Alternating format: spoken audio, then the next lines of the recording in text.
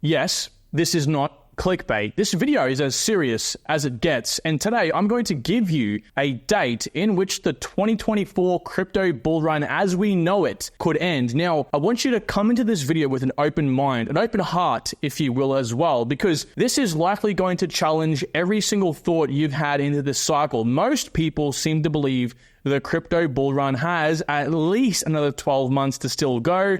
Most people anticipating around 18 more months. However, if you follow this, what I believe to now be as doctrine, you are likely going to get yourself wrecked because there are larger cycle and theories at play like the one mentioned in this video that you need to be aware of and need to know how to anticipate for so you don't get yourself wrecked. Now, I myself think that I'm pretty decent at analyzing the markets and pretty decent at fundamental information, but what I am not good at as technical analysis and who is really good at this is the gentleman on your screen now, CrediBULL Crypto. This video is going to be an interview with a gentleman who's been looking at the lengthening cycle theory, which is the theory as well as the left translated cycle theory that might kind of work together. That means the cycle could very well end within the next 12 months. And he is going to give you the explanation today. Now, I do reference a few tweets, and so does he. He's broken this down in length already on his Twitter account. I'll leave all the links down below to this. As you can see here, he breaks down what he believes to be as this lengthening cycle theory based on a few charts here and what he has said. And also, again, he mentions the left translated cycle, which is a different theory, but it does work hand in hand with what he coined the lengthening cycle theory as well. First of all, again, thank you for being here, CrediBULL. Really appreciate it, brother. Being someone who's a pioneer in this lengthening cycle theory, I think a lot of us will really respect the fact that you're here presenting it on my channel. So thank you again. I guess briefly, do you want to just explain who you are, just for those who don't know? I mean, typical introduction, I guess, but maybe also, do you want to throw in there the rough timeline when you first saw, okay, something might be different in the crypto market per the status quo? Yeah, sure. First of all, thanks for having me on the show. Excited to be here and hopefully can help explain this thesis that I've had now for 5 or 6 years, make it a little bit easier for some people to understand. It is a little bit complex, but yeah, to put it pretty as brief as I can, I got involved in the space in 2017. At the time, Bitcoin was trading about $3,000 to $4,000, and I've been hearing about Bitcoin at this point since I was in college. So I've been hearing about it under $1,000 when it was trading at $200, $300, and kind of ignored it for the most part up until 2017. Finally, had some family members that started talking about it at the time at a family barbecue, and checked the price, saw it was at $3,000, and I said, finally, I'm going to look into this thing because it's not going away. And I've ignored it for so many years, but for some reason, it's not leaving, and now it's up 20x. So let me go ahead and take a look. So yeah, I jumped in at 2017 on the way. Bitcoin was on the way to 20K at the time. I think I bought my first Bitcoin between $3,000 to $4,000, and I sold it all at 11,000 right before we ran up to 20K. So I think we were at 11K, and then like in 2 weeks we had hit 20, and I was just like, how did I mess this up? And I was still kind of like a novice when it came to charting and technical analysis. So essentially what I did was I took a basic indicator like RSI. I misunderstood how to use it, and that caused me to sell everything right before the biggest pump that we had. And following that, I said, okay, you know what? I need to figure out what I did wrong here, make sure I don't do it again. And basically took technical analysis and trading and charting on as like a full-time job, essentially. Spent anywhere from 8 to 10 hours a day just studying the charts and trying to understand the best way to approach the markets. And that's kind of when I got turned on to this idea of market cycles and trends and all this fun stuff. And it was at that point on the way down from 20K that I really, really got a better grasp of how the market works. And at that time, I was one of the few calling for a sub 4K Bitcoin, back when Bitcoin was trading at 10K plus. At that time, after hitting 20K, most thought that 3K Bitcoin was impossible. And fast forward like 6 to 12 months, we hit sub 4K. And I've been bullish ever since. But yeah, that kind of reinforced the idea to me that there's something a little bit more to these markets than what the average person is seeing. Because again, at that time, the idea of a sub 4K Bitcoin was laughed at. And when that actually played out and I was right, it just kind of further increased my confidence in looking at things in a different perspective, looking at things from a perspective that many people may not be looking at them in. And that's kind of what led me down this path. So you kind of saw this all those years ago and you've been following up ever since. I guess we'll get into the charts here in a second. And I kind of want to see what changed in the last cycle, why this may have not played out exactly had initially anticipated, and if you could all, I guess, share that as well. Yeah, sure. Let's go ahead and jump at the charts. So this is a tweet that I tweeted back in 2020. It's about 4 years ago. And this was kind of my outline for the next secular bull cycle. Again, back when Bitcoin was trading at 3K is where I assumed that the bottom was in from the big correction from 20K. We then saw what I call an impulse, or kind of like a lower time frame uptrend up to around 14K. We then had a correction back down to just, I think, under 4K. It was like 35, 3,600, depending on what exchange you're looking at. And at that point, I put out this chart and I said, okay, well, at this point, we've now made our first major correction of what I consider to be the new bull cycle. And at that point, I said, I expect that we're essentially going to be traveling up only for the next 3 to 4 years, as was depicted in the chart. And the key that I wanted to point out here was that within this secular bull cycle, I expected there to be essentially 2 major corrections, which are the red lines that you see here. The first major correction was the one that at that point had played out. And the next major correction I assumed would come sometime a couple of years from now. And I kind of deducted from this chart that there would be a few points that we could expect. The first being that we could expect that the high of this next cycle would not be met until after 2022, most likely sometime after 2023. And then the second thing was that we expect the ROI to be no more than 10,000%, based on the idea that we were seeing kind of these decreasing ROIs from peak to peak of this curve, which means that our next cycle top would be somewhere realistically between 100 to 200K per Bitcoin, nowhere above 300K, because that would exceed the percentage gain that we'd expect. And then finally, no new highs until sometime in 2021. And essentially from here, what happened was that we made a very aggressive ramp up in price, and we actually broke new highs, I believe, kind of towards the end of 2021. So a little bit earlier than I was expecting. And that kind of pushed forward the time frame at that time that I expected us to top at. We then saw kind of like a vertical rally to 60K that everyone's very familiar with. We then had a correction between 60 and 30K. We kind of chopped about there for a couple of months. And at that point, we're fast forward to 2021, December of 2021. And at this point, most are thinking that, okay, it's been 4 years since our last blow off top in 2017. It's now 2021. Based on the 4-year cycle theory, we should now be seeing a blow off top. Again, this is December of 21. And again, like I had on this chart, I said, I'm not expecting a blow off top. I'm not expecting the end of our cycle to occur here in 2021. As I said, I expect the end of the cycle to not happen until sometime after 2023. So at that time, I was advocating that we weren't quite ready for a blow off top. I was advocating that we have one more major correction as outlined here to come. And then I thought that correction would bottom somewhere between 30 to 40K before that massive rally and blow off top sometime after 2023. And of course, we were trading at 60K, 65K, and then we started coming down. We hit 30 to 40K, and then we got the entire 3AC collapse, the Luna collapse, the FTX collapse. And essentially, I think that kind of derailed us in terms of depth of this correction. I was expecting a bottom at 30 to 40K. We broke 30K. Luna was forced to sell essentially Bitcoin on the market as it was collapsing to hold up the price. And that forced selling essentially led us deeper than I expected. I think than most expected.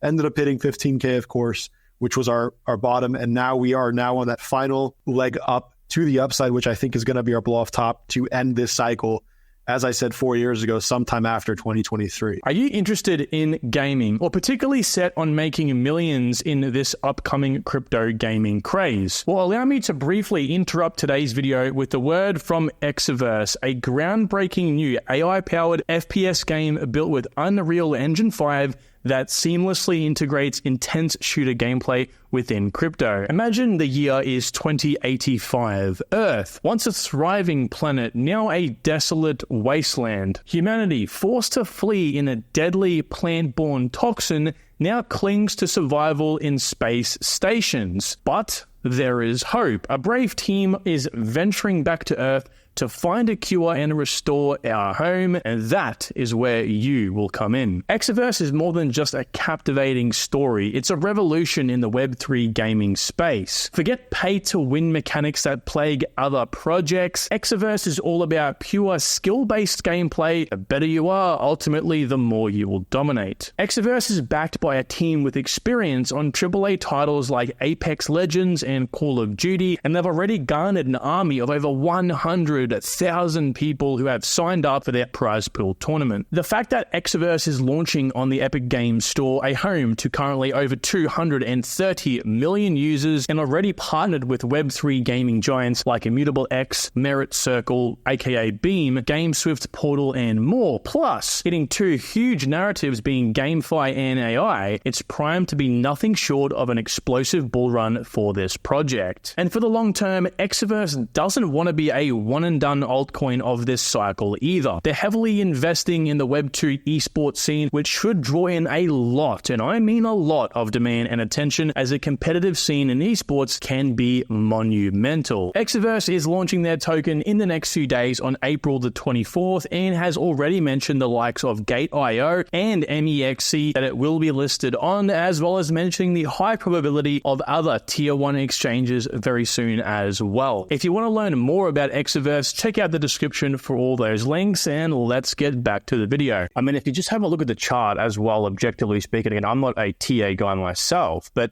you can very confidently see that the overall explosion in each cycle is diminishing over time, and it is lengthening. Like, this is a pattern that seems to be playing out. And as you say, like, the 4-year cycle doesn't really seem to hold much weight. And I think universally, a lot of these experts also agree that the 4-year cycle will not continue. So, like, where do we draw the line, you know? And looking at this, it makes a lot of sense.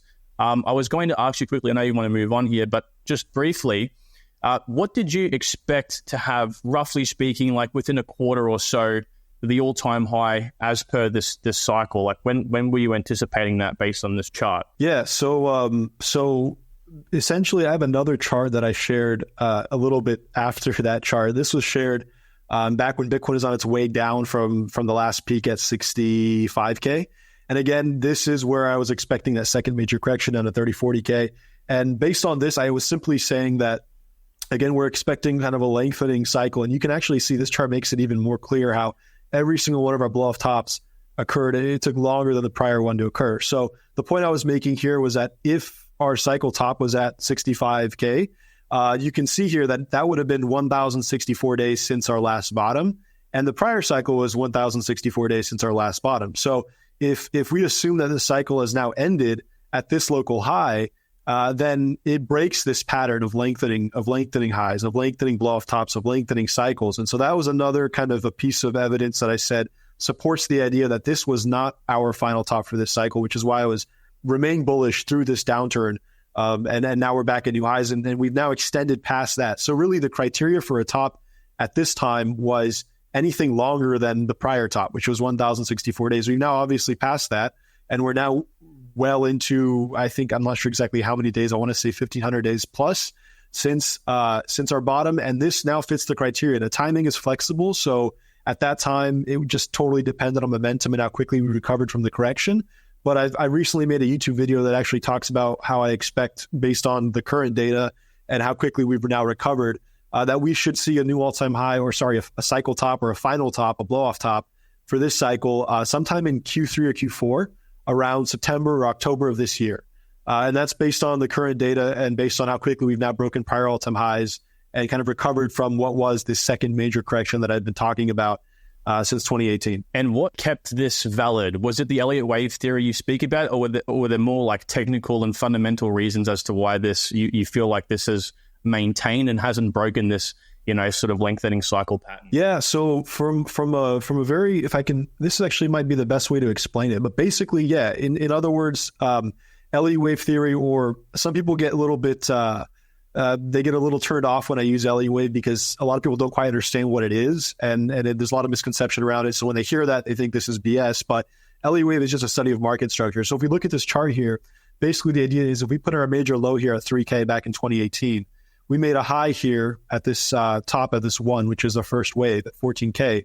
And then this too retraced almost 90% of this move up, but it ultimately made a higher low. And you can ask anyone, this is a higher low when it comes to a trend analysis or market structure. This major correction, despite it being so deep, was still technically a higher low. And then what we got after that was another major wave to the upside. And this one went to 60K. So again, went from 10K to 60K, which is very significant. But the correction that followed, again, it ended at 15K. It didn't break structure. It didn't go below the origin or the start of this major wave. So despite how deep it was, because a lot of people see a 90% correction and say, well, that must be the end of the cycle. The reality is that we had a 90% correction earlier in the cycle, and that didn't mark the end of it either. Depth of correction isn't as important as market structure. And the fact that we made essentially a higher low here is what kept the entire thesis intact. If we had gone below the start of this last major leg we made up, then it would have broken structure. And at that point, you can say, okay, we're not seeing a new major uptrend. We've broken that uptrend at this point. But because we only came down to 15K, I understand it was deep, but it was still higher than the last major low we put in. And therefore, that kept the entire trend and the entire structure intact. I might even put up on the screen now. I've imitated your 5-wave pattern there, and I'll put that on the screen, I think, to represent that and show that, because you're right, it didn't actually break beneath it. I think the next follow-up question would be like, how confident are you that this plays out? Now, again, I want to remind people listening, like, and this is something you spoke about yourself as well on Twitter recently, you know, people that might criticize this, it's like, look, you're bringing this based on all of your research and knowledge to the market for free. You're providing people this information. And at worst, I think people should consider it, because if you're right and people are wrong, and again, you're just following the data, right? You're just the shepherd of the information, then it's going to save a lot of people, I think. So I guess that again reaffirms the question, like, how confident are you in this possibly playing out? Yeah, I mean, I'm extremely confident. I think the new all-time highs before the halving just sealed the deal for me. I mean, if at any point there were people that were doubting this idea, that thought it was impossible, that thought there was no way it could happen, the new all-time high before the halving should be a wake-up call. I mean, I don't know many who were calling for a new all-time high before the halving when Bitcoin was under 30K. I was, and I put my money where my mouth was. I bought call options on Bitcoin, and I made a 25x on my call options. Like, I definitely, I mean, I not only talk the talk, but I walk the walk. And I think anyone that was doubting at that point, if they're still doubting, they need to really take a look at the mirror and see if they're being open-minded about this, or if they're stuck to a certain bias. Because I had a lot of people saying, "You're crazy. You're looking for engagement. You're bull posting because you're perma-bull. There's no way we're going to make a new all-time high before the halving. It's never happened before. Why should it happen now?"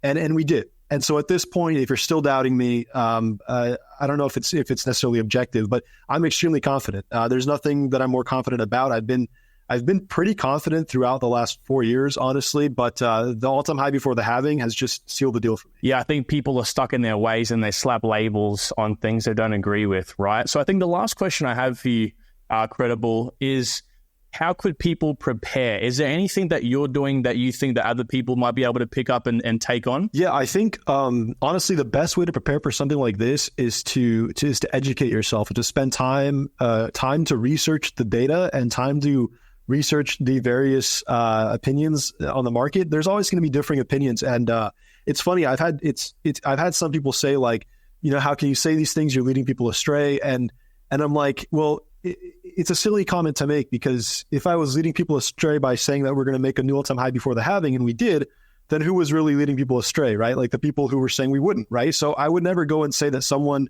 who has a different opinion is leading people astray, because the reality is a market will always have 10 different opinions at any given time. And it's up to the individual themselves to look at each one to see what makes the most sense to them and then act accordingly based on that. I mean, no, I'm not telling anyone to do anything really, and no one is. I'm just sharing my thoughts and my opinions, and it's up to each individual person to go through that data to really give it an honest look. It's not for me, it's for you. Like I have nothing to gain if you succeed or fail, right? That's on you. For me, I'm doing what I'm going to do regardless of what anyone else thinks. And so really it's just a help to yourself to be open-minded and to look into the data that I've shared and to give it a real open-minded look, because at the end of the day, it's your money. And if you do find something in the data that I share that convinces you or that makes sense to you and makes you a little bit more cautious about what the masses are saying, or a little bit more cautious about when the cycle is ending, then at the end of the day, it's only going to help yourself. So yeah, I think the way that people can prepare is by just looking at the data, digging into this stuff, trying to understand what arguments are being made, what makes the most sense, so that if and when the time comes, they're not blindsided by an outcome that they never gave a chance to begin with. And I think if people just give you a chance and have a look at the track history, again, you're calling a lot of these things and then playing out here based on your own research and what you've done by analyzing the market, I think they will be able to see that, hey, this theory is, again, completely against the status quo, but yet, again, you've been right so many times, and at least consider this option. Again, you're no oracle, no one is an oracle here, but that's just what you've done. You're sharing your opinions based on all your experience in the market. So I think the people will appreciate you are the ones that really have an open mind, and the ones I think that are stuck in the doctrine maybe find it a bit difficult, but that's of course why we're here, is to share our opinions nevertheless. So is there anything you want to plug, brother, before we head off here? Yeah, just that's pretty much it. YouTube, follow me on YouTube, youtube.com/CrediBULL, and then of course Twitter @CrediBULL. That's about it. You can find all my content on both YouTube and Twitter. And yeah, that's about it. Awesome. I'll leave the links down below to those, and also the thread on breaking this down a lot deeper, because that's how I learned first and foremost. So to summarize, CrediBULL has said the cycle could very well end, at least that blow off top for Bitcoin, by around Q3, Q4 of this year, anywhere from September to December. So I want you all to take this on board, please. And again, just think about it critically, put it into your own, I guess, thesis, and analyze even further if need be.